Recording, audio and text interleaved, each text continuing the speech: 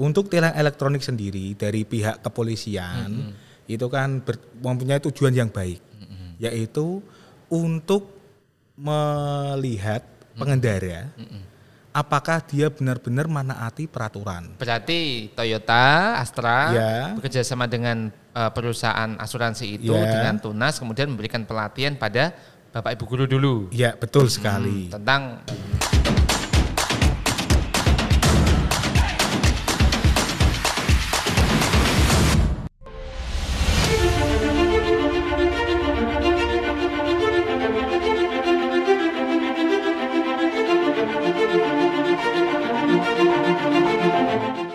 Hai, Assalamualaikum warahmatullahi wabarakatuh. Jumpa lagi dengan saya, Ahmad Sobiron di TH Podcast. Hari ini saya kedatangan tamu dari jurusan TKR. Siapa dia? Langsung saja yuk kita kenalan sama beliau. Halo Pak Ivan. Halo Pak Sobiron. Bahasa basinya gak usah lama-lama. Iya, betul sekali. Oh iya, Pak Ivan sehat ya? Alhamdulillah Pak, sehat. Kita beberapa kali itu menjadwalkan gagal terus Pak. Iya, betul Sudah sekali. berapa kali ya? 3 kali ya Pak ya? 3 sampai 4 kali Pak. 4 kali. Iya. Karena banyak faktor. Iya, betul. Dengan ada acara, ada ujian, ada kemarin ada tamu juga. Iya, betul sekali Pak Sobiron. Sibuk sekali Anda. Bukan saya yang sibuk Pak, karena keadaan. Memang keadaan. Iya. Oh iya.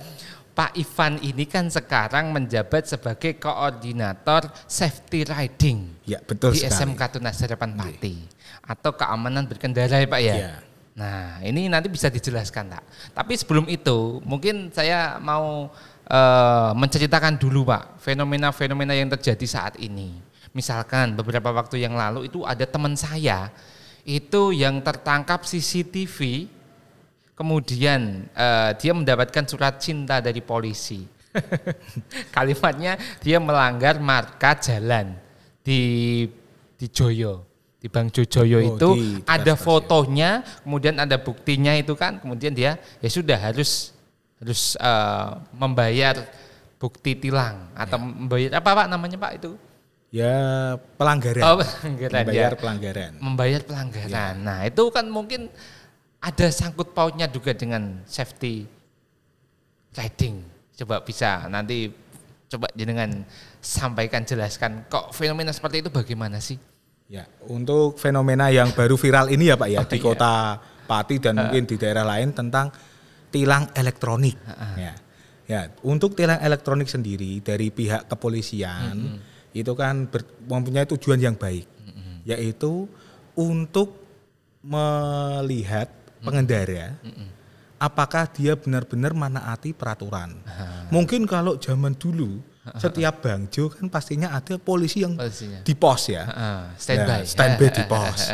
Nah mungkin karena dengan kecanggihan teknologi yang sekarang ini, nah setiap tempat atau bangjo ya tempat lalu lintas itu dipasangi CCTV 360 derajat. Itu tujuannya untuk memantau Pak. Oh mantap. Ya tidak hanya pelanggaran, seumpama nanti ada kecelakaan pun juga bisa terekam. Mungkin karena temannya panjenengan itu mendapatkan surat cinta, pastinya kan gini, loh saya kok ketilang kan gitu Pak. Oh iya.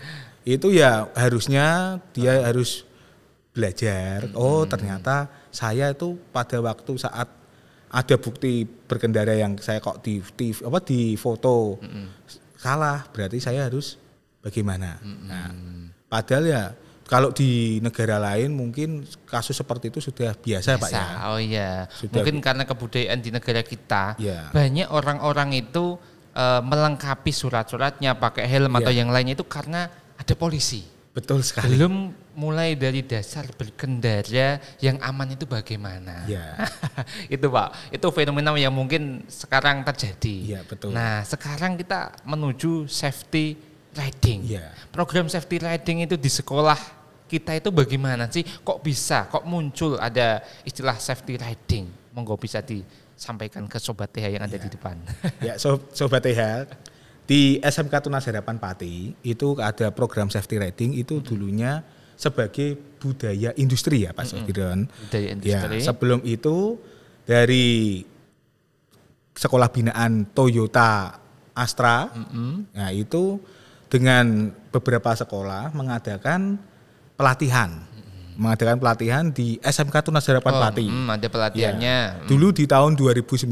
Oh, 2019. Nah, menggandeng perusahaan asuransi MSIG Indonesia. Oh, ada berarti Toyota, Astra bekerja sama dengan perusahaan asuransi itu dengan Tunas, kemudian memberikan pelatihan pada Bapak Ibu guru dulu. Ya, betul sekali. Tentang safety rating. Nah, dari Toyota Astra itu mereka menganggap bahwa anak-anak yang sudah bekerja di Jakarta itu banyak kecelakaan di sana. Karena apa? Kecelakaan kerja maksudnya atau? Enggak, kecelakaan saat mau berangkat bekerja. Atau mau berangkat itu kecelakaan. Iya, banyak. Nah, kasus kecelakaan terus. Nah, dari pihak Toyota Astra memberikan edukasi kepada Bapak Ibu guru yang ada di sekolahan biar memberikan pembelajaran kepada siswa-siswanya sebelum lulus. Nah, itu diberikan materi safety rating agar berkendaranya aman ya. Ya. Karena dari safety rating itu kan berperilaku berkendara yang aman dan nyaman bagi pengendara itu sendiri dan pengendara lain. Betul sekali. Oh, berarti sejarahnya memang Toyota itu melihat banyak karyawannya itu kecelakaan ketika berangkat kerja. Ya, mungkin setelah dilihat ternyata banyak perilaku mereka, mungkin sepeda motor mereka itu yang tidak standar. Mungkin begitu ya Pak ya? Betul sekali. Akhirnya mereka bekerja sama dengan sekolah-sekolahan, memberikan pelatihan kepada Bapak Ibu guru agar nanti ditularkan kepada anak-anak supaya berkendaranya aman. Betul. Nah, yang menjadi titik poinnya, titik pentingnya, berkendara yang aman itu yang bagaimana sih Pak? Nah, untuk berkendara yang aman, nyaman, pastinya kita harus ada 5 faktor. Oh, 5 faktor. Ada 5 faktor. Yang pertama, kita harus sehat dulu. Oh, sehat. Ya jelas. Ya jelas. Kalau kita berkendara pada kondisi yang tidak sehat, atau mungkin sedang mengkonsumsi obat-obatan, nah itu kan juga bahaya. Berarti kita harus kondisinya benar-benar sehat. Yang kedua, yaitu kendaraan yang akan kita naiki. Nah itu harus ya kalau bisa dirawat Mas. Dirawat. Nah kita tahu sendiri kendaraan itu perawatannya akan ada pengecekan lampu-lampu, pengecekan rem depan dan belakang, sampai dengan roda, ban. Nah untuk tekanan rodanya berapa, untuk hebatnya kalau sepeda motor ban itu ketekanan bannya berapa?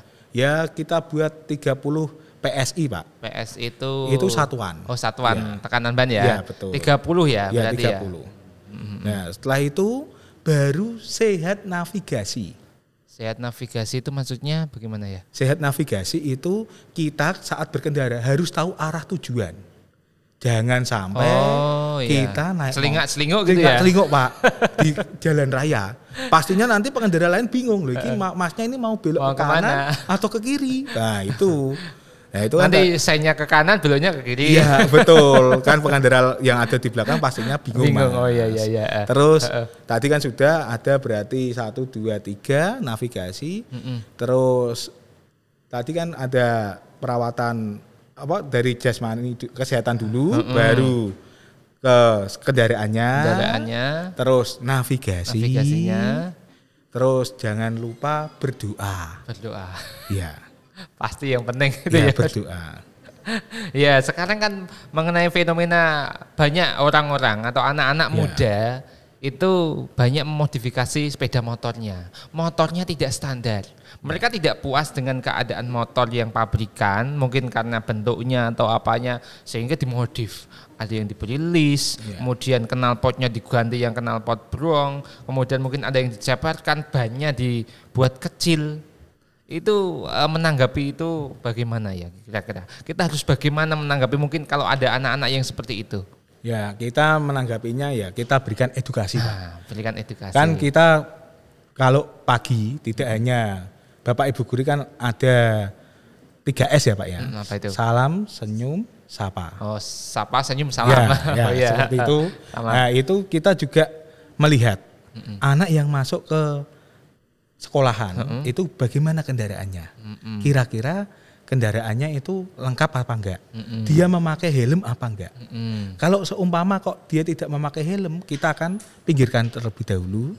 Terus kita suruh menelpon orang tua untuk membawakan helm.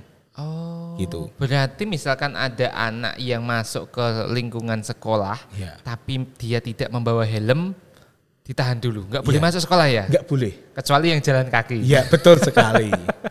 Mereka bawa sepeda motor, tapi nggak pakai helm, di stop dulu. Ya, di stop dulu. Suruh telepon orang tua, panggilkan orang tua, suruh bawakan helm. Iya. Wah.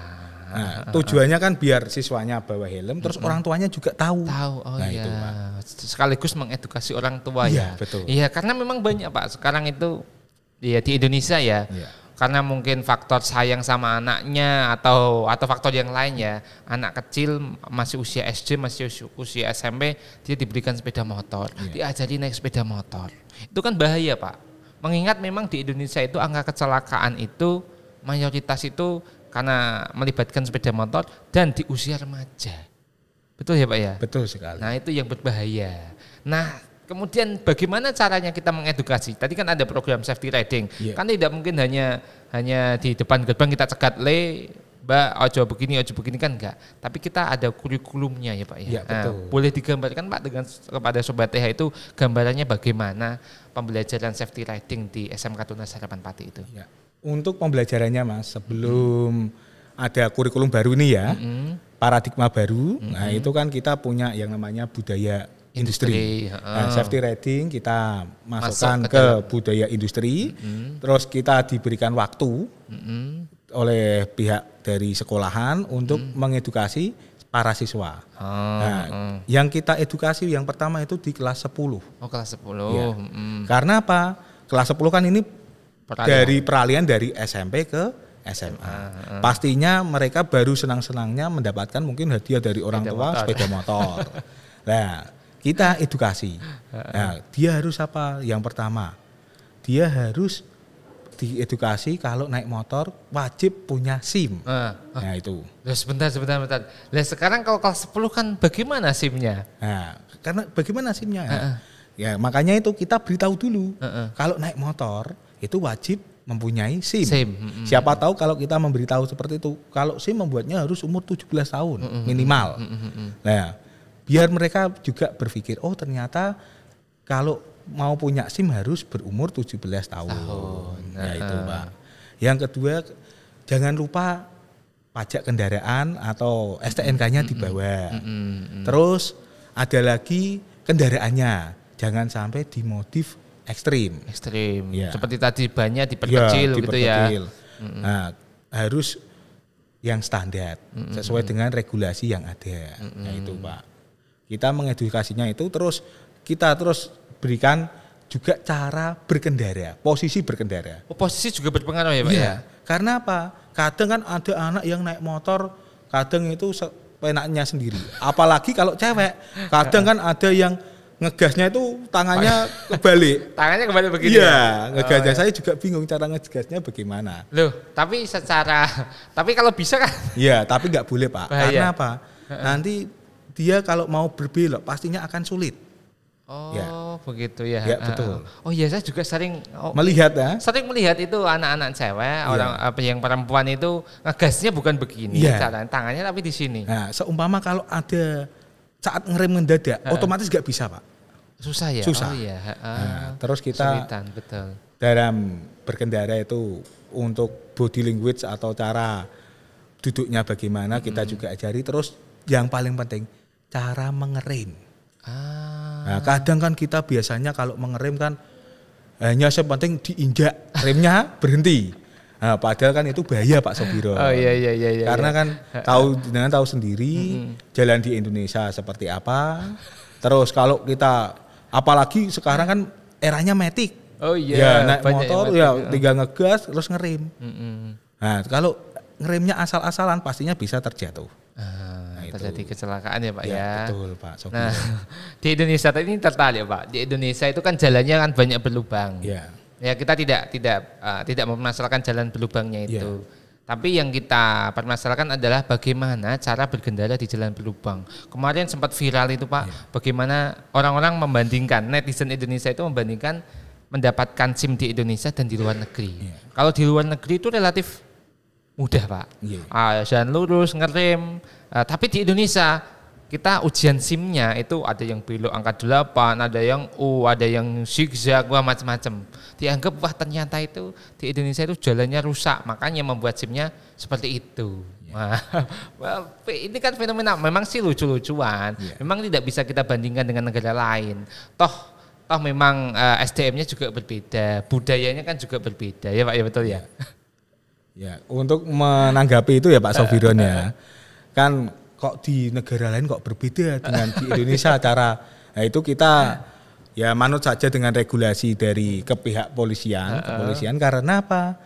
Mereka sudah melakukan studi cara berkendara atau untuk membuat SIM syaratnya seperti ini. Kalau kita membandingkan dengan negara lain pastinya akan berbeda. Enggak ada habisnya Pak. Enggak ada habisnya kalau nanti kita bandingkan yang lain adanya hanya marah-marah saja. Iya betul sekali. Tapi kan memang di Indonesia itu kan memang jalannya kan memang butuh perhatian ya Pak ya. Iya betul Pak. Nah untuk memperhatikan itu maka dari itu kita juga harus sebagai masyarakat Indonesia yang punya SIM, yang punya kendaraan harus taat pajak Pak. Ya betul sekali. Pajak itu kan salah satunya digunakan untuk membangun jalan. Ya. Nah untuk membangun jalan itu. Jadi kan kita memang saling support antara kita dan pemerintah. Kita setiap tahun membayar pajak kita, pemerintah juga setiap tahun juga kalau ada jalan yang rusak ya diperbaiki. Ya betul. Nah kalau di SMK Tunas Harapan Pati Pak, tadi fenomena-fenomena seperti itu apakah masih banyak terjadi Pak? Sebelum kita memberikan materi safety riding dan sesudah itu apakah banyak berubah dari anak-anak? Ya, untuk setelah kita melaksanakan sosialisasi safety riding untuk kelas 10, alhamdulillah Pak Sofiron, untuk siswa-siswa yang kelas 10 sampai nanti kan kelas 11, 12 kan dia masih di SMK Tunas, dia tertib. Dia tidak akan membawa kendaraan yang tidak standar atau malah tidak akan, kalau masuk sekolah pasti pakai helm kalau membawa kendaraan. Gitu. Kalau bawa mobil nggak perlu helm. Kalau membawa mobil tidak perlu helm. Tapi sekolah kita anak-anak nggak ada yang bawa mobil ya, nggak boleh ya? Nggak diperbolehkan. Sepeda motor aja. Ya, sepeda motor. Oke, tadi kan Panjenengan sampaikan itu ada safety riding itu masuk budaya industri. Ya. Kemudian ada program paradigma sekolah paradigma baru. Ya. Nah itu perbedaannya bagaimana? Mungkin secara jam yang dulu berapa jam, sekarang berapa lama, atau bagaimana ada perbedaan dalam sisi pelatihan atau sosialisasinya atau tidak? Mungkin bisa dijelaskan. Untuk kurikulum yang dulu ya budaya kerja, budaya industri yang kita laksanakan dengan kurikulum yang terbaru ini paradigma baru. Untuk safety rating kan masuk ke P5BK. Oh, P5BK. Ya, pastinya Pak Sofiron sudah tahu apa itu P5BK. Ya, P5BK. Ya.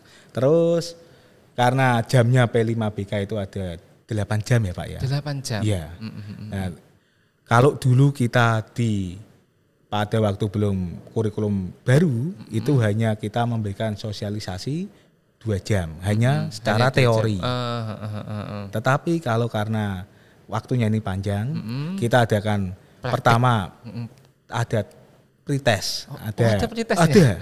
Kita kasih soal dulu. Oh, anak sebelum mendapatkan materi kira-kira paham atau tidak? Ya, kita kasih pretest. Setelah itu kita jelaskan teorinya. Terus setelah itu kita baru mengadakan ujian atau pelatihan dari praktek. Berarti anak-anak juga langsung praktek di tempat bagaimana cara berkendara yang baik begitu ya. Untuk prakteknya kita pastinya berstandar ya Pak ya. Kita menggunakan motor yang standar, terus memakai helm, cara memakai helm yang benar. Kita juga karena itu anak-anak kan baru pertama kali melakukan uji praktek, kita kasih body protector untuk pengaman. Body protector di siku, ya? di siku sama lutut. Setelah itu anak-anak nanti disuruh melewati kon itu apa? Kon itu yang kerucut itu ya? Kerucut itu nanti berkendaranya pelan-pelan sampai cara pengeriman yang baik. Diajari sampai situ Pak. Anak praktik satu-satu itu? Ya, satu-satu. Wajib harus bisa lulus itu ya? Iya. Kalau nggak lulus? Kalau nggak lulus kita ulangi lagi. Ulangi lagi. Nah, sampai bisa. Ya, tetapi sebelum kita melaksanakan praktek, kita tanya dulu Pak. Karena kan ada anak yang tidak bisa sama sekali naik motor itu ada. Loh, oh masih ada ya? Masih ada, mungkin Pak. karena faktor mungkin dia takut pernah ada trauma Ya. masa lalu atau mungkin orang tuanya ya memang sadar diri anak saya belum 17 tahun nggak boleh naik sepeda motor. Kita tanya dulu. Karena apa? Takutnya nanti kalau dia kan kadang ada anak kan yang modelnya ewoh atau isin. Karo konco malu dengan temannya kalau loh kok kayak naik motor diri terus dia memaksa. Nah, daripada nanti ada eksiden apa-apa, kita tanyakan dulu. Apakah di sini sudah bisa naik motor semua? Saya bisa Pak naik saja. Ya, naik saja ya kita gitu Pak. Betul. Mengendarai. Ya. Tapi ada ternyata ya Ya memang. ada Pak. Dulu saya mendapatkan itu di 3 anak dari berbeda jurusan. Ya. Itu. Terus kalau ada anak yang seperti itu kita sikapi bagaimana Pak?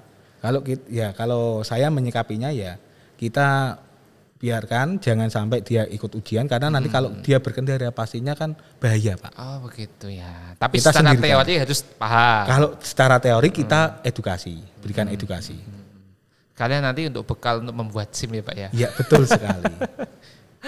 Oh iya, jadi kan memang kita pembelajaran safety riding itu kan salah satunya agar ketika nanti dalam mencari SIM atau membuat SIM itu dia lebih sudah paham teorinya. Ya, betul. Karena memang pembuatan SIM itu ya memang ada ujian praktiknya juga ada ujian tertulisnya. Ya, betul. Kalau ada lampu begini kita harus bagaimana. Ya. Kemudian ketika ada motor, ada mobil, ada begini yang didahulukan yang mana. Di lingkaran itu yang harus jalan yang mana. Ketika ada ambulan, ada polisi, ada pejabat negara, ada kita yang didahulukan yang mana. Itu ternyata ada ya Pak ya. Ya, betul. Sampai praktiknya itu. Ya. Jadi kalau di sekolah kita di safety riding itu juga diberi pemahaman tentang hal itu ya Pak ya. Iya. Itu karena apa? Kadang kan anak-anak itu juga belum tahu yang namanya mana tuh area blind spot. Wah, Nah itu. blind spot itu berarti area buta. Area yang tidak kelihatan. terlihat. Nah itu kita juga berikan edukasi terus kita juga kasih pengetahuan tentang rambu-rambu lalu lintas itu. Ini Pak yang paling penting. Menurut saya itu ya memang sebelum ke praktiknya anak itu harus paham teorinya Iya, dulu. betul. Bukan praktek kemudian teorinya sambil jalan enggak. Iya, betul. Tapi teori dari awal dulu kita harus tahu baru nanti praktiknya. Begitu ya Pak ya? Iya. Selain itu Pak, selain tadi blind spot, kemudian lampu lalu lintas, Terus cara berbelok. berbelok yang Ya, paling. karena apa? Kadang kan kita lupa cara berbelok yang baik dan benar. Kalau kita berbelok harusnya kita kan menyalakan atau menghidupkan lampu sein itu jangan berdekat tetapi dikasih jarak mungkin 20 meter sebelum kita berbelok. Wah 20 meter. Ya. 20 meter itu harus ratingnya kalau bahasa Jawanya rating, Ya, rating. karena- Lampu seinnya harus dinyalakan. Ya, karena apa Pak? Kita kan melaju. Beda kalau kita berhenti, mungkin terlalu jauh kalau kita melaju. 20 meter itu hanya membutuhkan waktu berapa detik. Oh, Kan gitu. berarti idealnya 20 meter ya. Ya, kita memberitahu dulu biar apa? Pengendara yang ada di belakang itu tidak kaget. Ah, ini. Ya Betul, itu. betul. Itu kita beritahu. Terus pada waktu berhenti di lampu merah. Itu kita juga menjelaskan kepada anak. Karena apa? Biasanya kebanyakan itu melanggar marka. Nah, ya kan itu. Seperti teman saya tadi ya. Mungkin melanggar marka. Kan kita berikan edukasi juga. Ya karena memang orang Indonesia tadi Pak, dia tertibnya kalau ada polisi. Kita kembali ke kasus awal, makanya ada CCTV biar orang-orang itu merasa oh saya diawasi terus. Nanti awal-awal mungkin wah saya diawasi terus, tapi lama-lama terbiasa. Bagaimana amannya, nyamannya memakai helm, kemudian mematuhi rambu lalu lintas. Karena memang faktor angka kecelakaan terbesar itu karena melanggar lalu lintas. Bukan faktor kecepatan, bukan faktor yang lain, tapi sering banyaknya itu adalah melanggar lalu lintas. Ya. Cuma ya juga kelalaian dalam berkendara itu juga menjadi faktor juga Pak. Nah, biasanya lalainya itu kalau orang-orang berkendara itu bagaimana biasanya? Kalau biasanya lalai berkendara kan dia tidak menyiapkan kondisinya. Kadang ya tadi seperti yang tadi sedang sakit dipaksakan naik motor. Berkendara. Terus kadang kita mau nyalip itu nggak bisa memprediksi Maksudnya memprediksi gini Pak, kalau kita naik motor mau nyalip, pastinya kan harus melihat dulu yang ada di depan, kira-kira pas apa enggak. Nah, momentum, mencari momentum. Nah, tetapi kan karena kelalaian, kita paksa, pastinya bisa terjadi kecelakaan. Ya ibaratnya kalau wong Jawa itu bilangnya kesusunan. Kesusu mangkat sekolah. Iya. Terus dia mengabaikan keselamatan. Gitu. Iya Pak, saya sering menyampaikan anak-anak, kalau kamu sudah waktunya mepet, berangkat sekolah, ya sudah, nggak usah ngebut, telat nggak apa-apa. Saya sering begitu, daripada keselamatan kita terancam, telat nggak apa-apa. Jangan kemudian sudah tahu telat, dia malah ngebut, wah itu yang bahaya. Nggak apa-apa, kamu dihukum nggak masalah, yang penting nyawa kamu selamat. Saya sering menekankan itu. Ya betul sekali Pak. Betul ya, nggak apa-apa ya begitu ya. Nggak apa-apa, karena apa? Kalau seumpama terjadi kecelakaan Pak, pasti yang rugi siapa? Dia sendiri. Ya, nah itu kita juga pada waktu safety riding juga menyampaikan, seumpama Mas, kalau kamu terjadi kecelakaan, yang rugi itu kamu sama orang tuamu. Karena apa? Orang tua itu kepengennya kamu saat bersekolah, lulus dengan baik, bekerja. Dan bisa bekerja ya Mas ya. Karena kan orang tua bisanya untuk memberikan ibaratnya anaknya bekal itu kan belajar dari sekolah. Gitu. Betul. Dan kita salah satu upaya kita agar dia bisa sukses itu salah satunya membekali mereka dengan pembelajaran safety riding. Betul sekali. Ya Pak, nanti jadwal safety riding itu tadi kan kelas 10 ya? Iya. Jadwalnya 8 jam. Ya. Itu kalau kemarin-kemarin itu bagaimana? Gilirannya bagaimana? Atau ada jam sendiri atau kita ambil jam pembelajaran? Misalkan matematika kita kosongi, kita berikan materi itu atau bagaimana yang kemarin? Untuk pembelajarannya biasanya kan karena kita blok Mas. Satu hari kita mungkin ada satu kelas. Nah, nanti satu kelas itu nanti kita bimbing, berarti satu hari itu dia free. Full. Free dari pembelajaran yang mungkin lain. yang lain produktif atau normada, difokuskan ke itu satu hari. Berarti kita carikan jadwal khusus ya? Ya jadwal khusus. Sampai bisa? Ya kita intinya dengan 8 jam itu kita harap anak-anak itu bisa memahami, terus bisa mempraktekkan pada saat setelah pelatihan safety riding. Setelah 8 jam itu nanti ada tesnya lagi Pak, khusus mungkin tes akhir begitu bahwa mereka dinyatakan lolos dan sudah paham mengenai materi itu ada atau tidak? Ada, kan tadi saya bilang ada pretest ya. Ada berarti pre-test. nanti ada post-test. Hari itu juga atau di hari yang lain? Nah, untuk pengerjaannya kita lakukan setelah praktek. Oh, setelah praktek. Di hari itu berarti ya? Di hari ya? itu Pak. Banyak yang anak yang tidak lolos Pak. Ya untuk anak-anak kan asalnya dia kan sebelum pada waktu melaksanakan pretest itu kan pastinya dia kan belum tahu. Tetapi alhamdulillah setelah mendapatkan teori terus mendapatkan pelajaran praktek mereka lolos semua Pak. Oh iya. Lolos semua ya alhamdulillah. Berarti minimal kita sudah membekali mereka dengan pengetahuan dan keterampilan. Iya betul sekali. Terlepas dari nanti di luar dia memodif sepeda motornya, kemudian memacu kendaraannya dengan cepat dan yang lainnya, berarti kan sudah bukan lagi wewenang kita. Iya.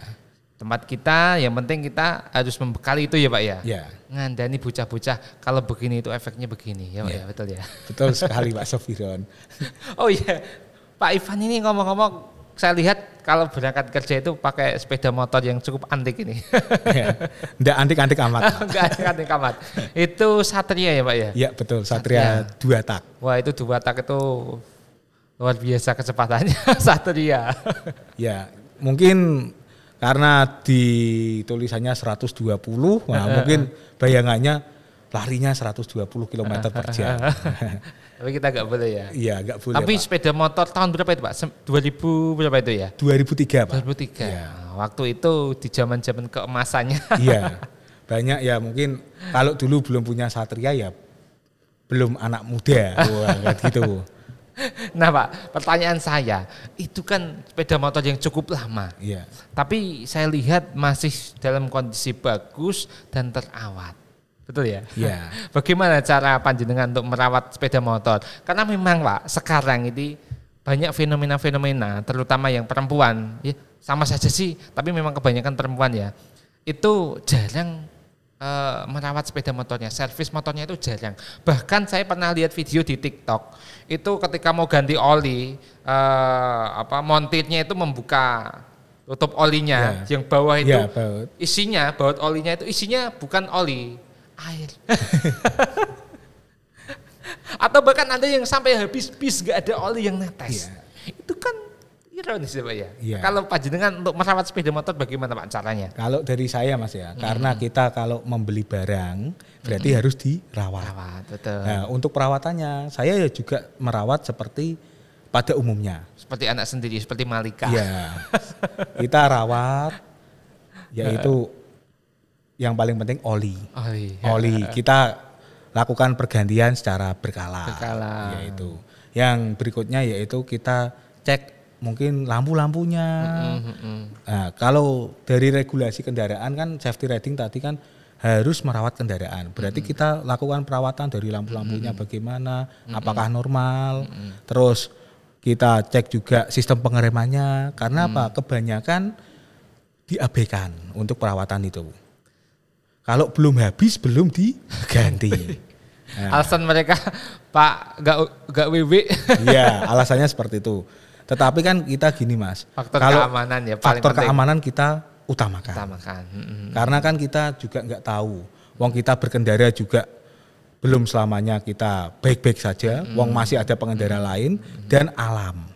Makanya kita harus menjaga kendaraan kita agar nyaman, aman dan nyaman.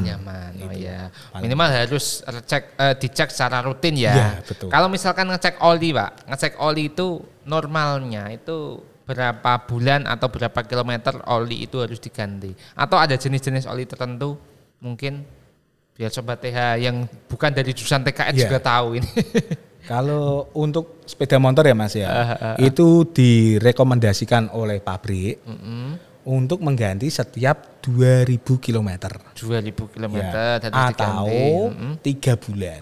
3 bulan. Ya. Mana yang tercapai terlebih dahulu ya? Betul sekali. Oh, 3 bulan dulu atau 2000. Misalkan motor kita nggak kepake lama misalkan. Katakanlah 4 bulan. Kan nggak kepake. Berarti kan apakah tetap olinya harus diganti? Kenapa harus diganti? Kan nggak kepake. Kan nggak dipakai untuk muter dan lain sebagainya. Kenapa harus diganti? Nah itu tadi jenengan bilang waktunya dulu atau kilometernya yang mendahului. Tapi mungkin ada penjelasan lebih konkretnya kenapa wong tidak saya pakai kok harus diganti? Ya karena kan gini Mas, oli yang sudah dibuka itu kan pastinya tercampur oleh udara dan sebagainya. Terus untuk formula yang ada di oli itu pastinya akan hilang. Oh begitu. Jadi memang ada zat-zat tertentu ya? Ya ada zat-zat khusus untuk melindungi komponen mesin. Apabila kok waktunya sudah berlalu kok kilometernya belum tercapai, ya wajib diganti. Ya daripada nanti kalau rusak kita habis banyak untuk perawatannya. Ya. Mencegah lebih baik daripada mengobati. Jadi memang cek rutin ke bengkel itu memang penting ya, harus betul. Ya Pak ya. Minimal kita harus membekali diri bisa atau tahu bagaimana saatnya atau kapan untuk ngecek oli sendiri atau ganti sendiri malah nggak apa-apa ya. Ya, kalau bisa Mas lebih baik ganti sendiri. Oh ganti sendiri. Ya, karena kan mudah. Sekarang banyak tutorial dari YouTube. Cara mengganti oli yang mudah. Kita tinggal mungkin membeli, nggak usah kunci satu set nggak usah. Kita beli yang kita gunakan saja. Terus kita tinggal membeli oli terus kita ganti. Nah, jangan lupa kalau setelah itu olinya dimasukkan lagi ke botol yang bekas. Jangan dibuang sembarangan ya. Oh, pencemaran lingkungan. Betul sekali Pak Sofiro. Nanti tapi banyak bengkel-bengkel itu oli yang bekas itu digunakan untuk melumasi rantai. Ya bisa untuk melumasi rantai atau mungkin pintu-pintu. Oh enggak apa-apa ya, enggak masalah ya. Enggak apa-apa. Oh enggak masalah ya. Yang masalah itu dibuang. Ya, bebas atau dibuang ke sungai barangkali. Ya itu nanti pencemaran lingkungan ya Pak ya. Wah itu yang berbahaya. Betul. Nah sekarang Pak mungkin Sobat TH itu yang bukan jurusan TKR itu kan banyak yang belum tahu. Tadi Bapak sampaikan bisa tutorial lewat YouTube. Ya. Kan tidak hanya ganti oli Pak. Biasanya kalau kita ke bengkel rantainya dibetulkan, kemudian apanya diservis, kan tidak hanya ganti oli. Nah itu bagaimana cara menyikapinya agar mungkin bekal bagi Sobat TH biar bisa menservis sendiri, itu bagaimana cara menservis? Ya mungkin kalau untuk yang bukan jurusan otomotif kan pastinya mau mengotak-ngatik atau menservis motornya sendiri kan masih ragu. Mungkin bisa dipercayakan dengan bengkel resmi atau bengkel yang lainnya. Kan sekarang banyak bengkel-bengkel yang mengadakan promo kan gitu, mengganti oli dan ini harganya murah. Terus kalau seumpama kok kepengen mengganti tapi saya nggak bisa, saya kepengen belajar. Sekarang kan ada kursus juga dari BLK juga mengadakan, itu bisa. Mungkin bisa sharing sama temennya yang jurusan otomotif, saya diajari kan juga bisa. Di belakang di bengkel membuka nggak Pak? Kalau di bengkel yang ada di otomotif kita juga membuka teaching factory tentang perawatan itu mobil dan motor aja ada. Sampai mesin Kubota pun juga ada. Berarti Sobat TH kalau mau servis sepeda motor, mobilnya bisa dong ke bengkel belakang? Bisa. Nah Sobat TH, bagi kalian yang mau menservis sepeda motor atau mobilnya, yuk silahkan datang ke TEFA, Teaching Factory jurusan TKR di SMK Tunas Harapan Pati. Biayanya pasti lebih terjangkau ya Pak ya? Iya betul. Kalau mungkin mau memperbaiki, orang tuanya mau memperbaiki bodi mobil, bisa. Oh bisa? Ya mau ngecat mobil atau motor juga bisa. Oh kita juga punya ya Pak ya? Iya.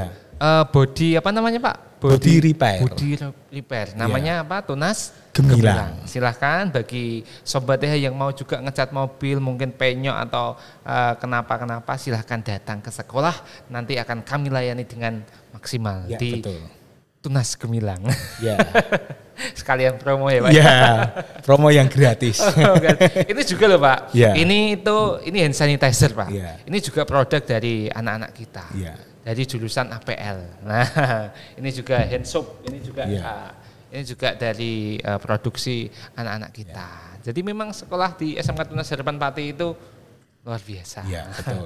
Anak langsung diajak praktik, juga ada produknya. Iya. Dan ini nanti untuk bekal anak, misalkan lulus dari sini sudah pernah membuat seperti ini. Iya. Ya. Setidaknya anak-anak itu dia punya pengalaman. Sebelum mungkin bekerja atau berwirausaha. Iya. Oh iya betul. Saya lihat belakang itu bengkelnya besar sekali Pak ya. Dan itu hampir setiap hari penuh ya Pak ya? Banyak ya yang kesini ya? Ya untuk yang body repair karena kita juga bekerja sama dengan asuransi ya untuk motor-motor atau mobil kecelakaan juga kita perbaiki. Terima. Ya asik ini. Ya. Sebagai media belajar juga untuk anak-anak ya. Karena kita ada konsentrasi yang terbaru yaitu konsentrasi body repair. Oh body repair. Kemarin juga kita ikut kompetisi body repair ya Pak ya? Iya betul. Wah ini sangat pengalaman yang sangat baik untuk anak-anak untuk kedepannya ya.